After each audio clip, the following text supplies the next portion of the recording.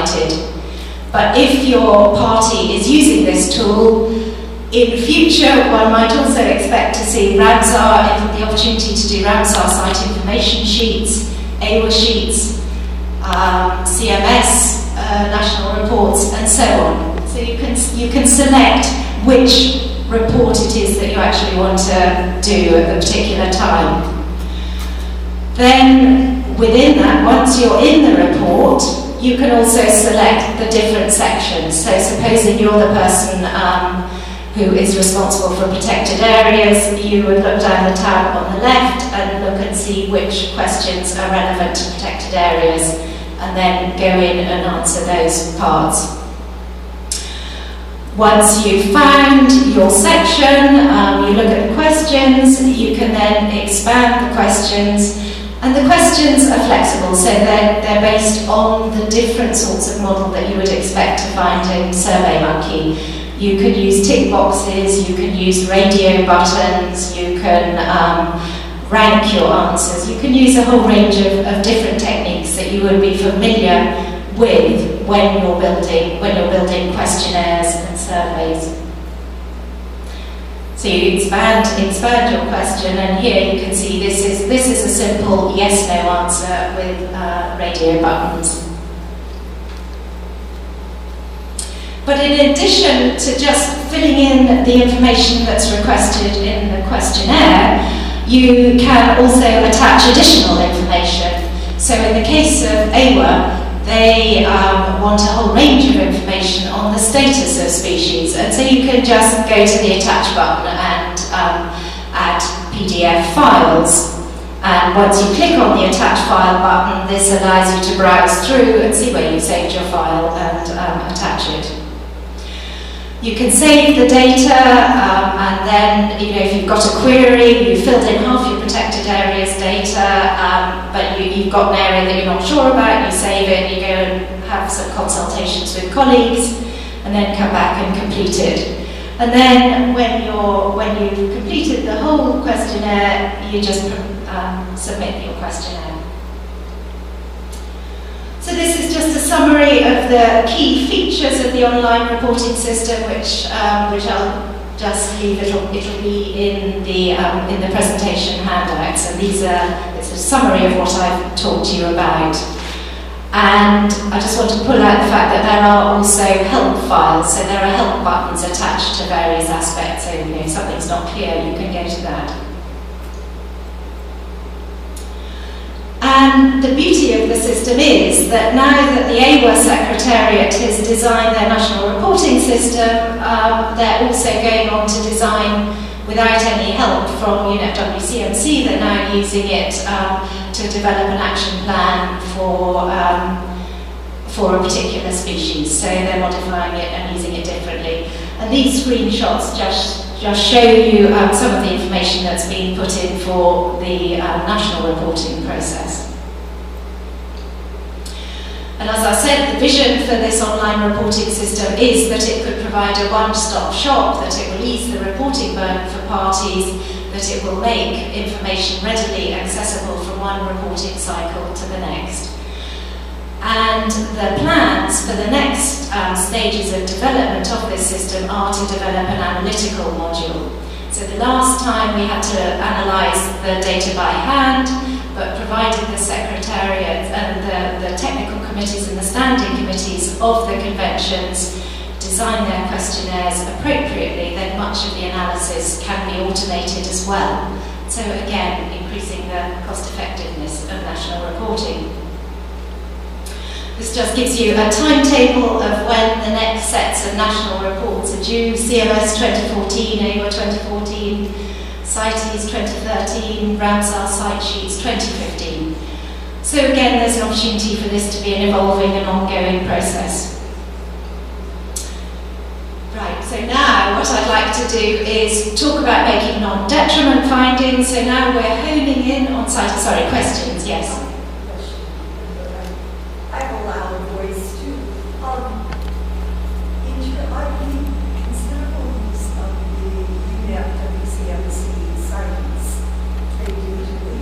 I've noticed that in addition to information derived from national reports, it refers to like personal communications, sources of information that will come from other sources, which are that are considered to be reliable, perhaps field researchers and such, not identified by name, but just indicating that other sources of information have been used.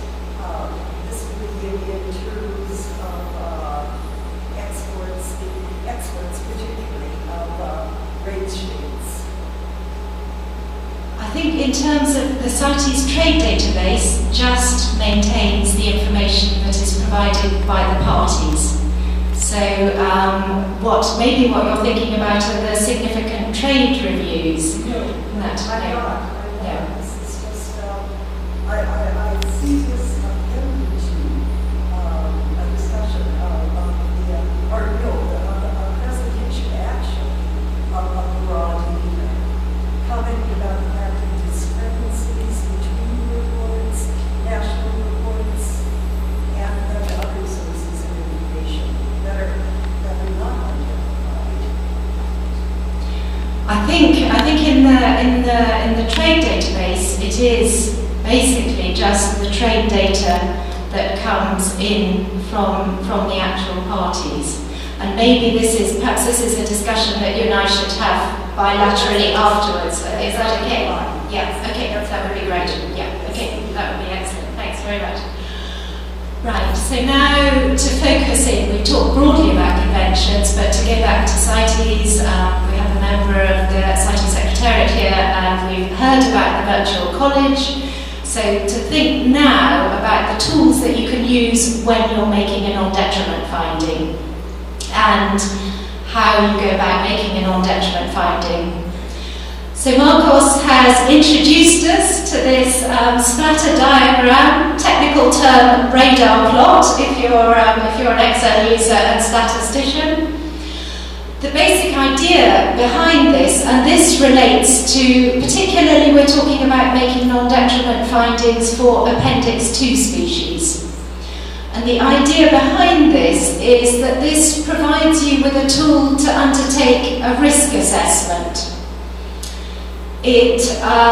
So you can use this tool quite quickly, or equally you can take a long time to go through the process. And the amount of time and the amount of data that you collect together to make your non-detriment finding will depend on the status of the species. It will also depend on the levels of trade. So for example, if it's a particularly widespread species and you have a request for just trade in perhaps a very few specimens, 5 or 10 specimens, and you know that it's very widespread within your country and it has high population levels, then you would just very quickly go through this box, and it would just help you to quantify your non-detriment finding. It would help you provide a template. If anybody ever came to ask you about how you made your non-detriment finding, you would then be able to answer, oh yes, well we made it on this basis, on the basis that it's widespread, on the basis that it's low levels of trade, and we think the trade is well managed. If it's a species that you think has lower population levels and you're a bit more worried about it, then you would spend more time going through these different questions. And what I should also say is that this methodology was originally put together through collaborative workshops between the CITES Secretariat, between representatives from a whole range of producer and consumer parties, and also with species experts and trade experts present. So it's come from a consultative process, and also has been developed by people who wanted a pragmatic approach, but also a robust approach to making these non-detriment findings. On your tables, you will find a printed series of questions, and those questions fall into different categories. And I've highlighted the major categories in red over at the top of the slide. So when you're making a non-detriment findings, the major areas that you want to think about are the biology of the species. Is it a species that reproduces fast? In the older jargon, is it a species perhaps with an R-selected life history strategy, or what's increasingly being called a fast life history strategy? So it's a weedy species, it reproduces relatively quickly. Those sorts of species, if you take a low level of offtake, they will rapidly reproduce and build population numbers up. Equally, if your biology suggests that it's a species with a slow life history or a K-selected species, then you would want to be more precautionary in making your harvest determinations. The next major area that you want to think about is the actual status of the species. Do you have information on the population numbers within your country? Do you have, and can you relate that perhaps to the global population? Do you want to think about your responsibilities in relation to the global population? If the species is endemic to your country, then you have the responsibility for managing the global population. If your population is one of many national populations, then that might alter your decision-making processes. The next major area that you want to think about is the management of the harvest. So are you confident that you have good harvest management systems in place?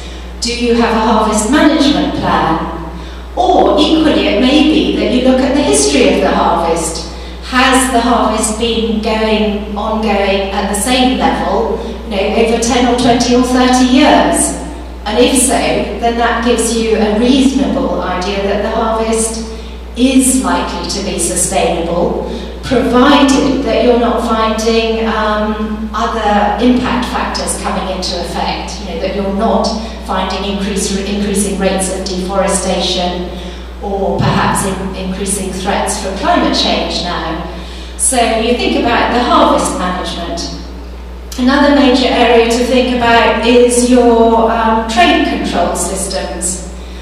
Are you happy and confident that you have got good trade control systems? In many countries, they will have a series of harvest permits. The harvest permits will then come into the trade control and management system. So it's those sorts of questions that you would want to think about when you're thinking about the trade control mechanisms that you have in place. Another important aspect when you're making sustainability findings is to think about monitoring systems. Are you confident that you have appropriate monitoring systems? It may be population monitoring, it may be monitoring of your control systems. So that's another area that you'd want to think about, that you'd want to collect a bit of data on. Then, nearly at the end, the penultimate set of questions that you would want to think about are also the incentives. So does this trade provide any incentives for the conservation of the species? So for example, if you're thinking about trophy hunting, is that trophy hunting linked to a conservation program which will reinvest some of those trophy hunting license fees back into the protection of the area that the species comes from? Are there community co-benefit sharing schemes associated with trade in this species that will encourage the local community to ensure that the population is maintained sustainably? So the incentive box is also very important in terms of thinking about how the trade that you're about to sanction or not also contributes to the overall management of the species. Increasingly, we're thinking about co-benefits. You might want to think about, are there, in terms of timber and plant species, are there co-benefits in terms of carbon contributions? And and you might want to think about carbon calculator tools. So there are a range of other things to think about when you think about incentives. And then finally, the final section that you would want to think about are the levels of protection of your species. So for example, if you know that the species occurs in a number of protected areas within your territory, then you may be fairly confident that those population levels will be maintained. And in many harvesting programs, you also have source-sink dynamics.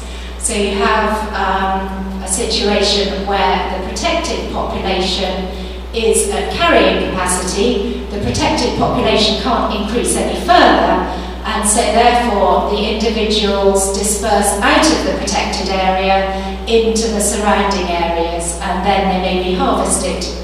And that sort of process is used in relation to some of the peccary harvesting programs that go on in South America. So again, there are links through from CITES to information on protected areas. What I should just explain is this scatter plot. You will see that it has some questions. So if we look up at the top, it's got biology, life history, biology niche breadth, biology dispersal.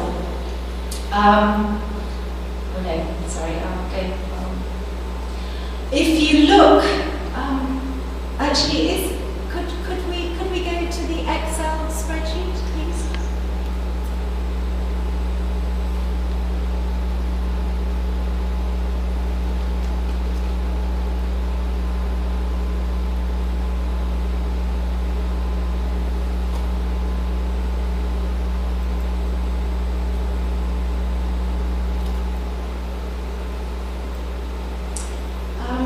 So if you look at this, you can see there are a whole range of different aspects of biology that you're asked to think about when making your non-detriment finding. You'll see on the sheets that that are on the tables that for each question there are 5 potential boxes. And the idea is, and there will be a series of different options. So if you're thinking about life history, you can either decide, does your species have a high reproductive rate and is it long-lived? Does it have a high reproductive rate, short-lived, low reproductive rate, and so on. Moving down to uncertain. And the uncertain question is the question that you would have most concern about. So if you're looking at this, I'll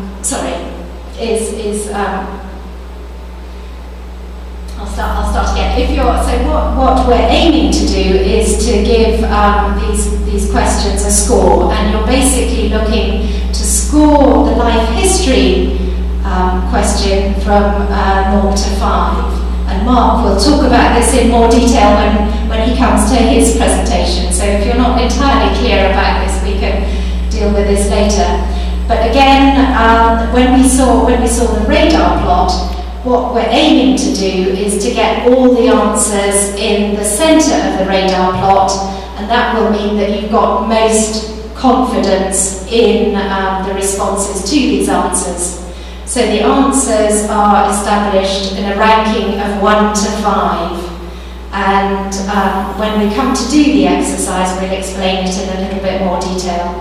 But the basic idea is that you go through these questions, depending on which one of the questions you tick, it will either be the question with a score of 1 or the question with a score of 2, and so on.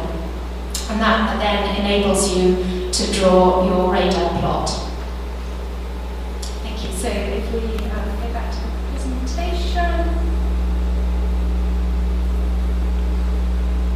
So that is some of the basic information about how the non-detriment finding risk assessment tool works. Does anyone have questions about that very brief overview? Okay. Well, can we, and as Mark goes into his presentation, I think that sort of thing will become more clear even.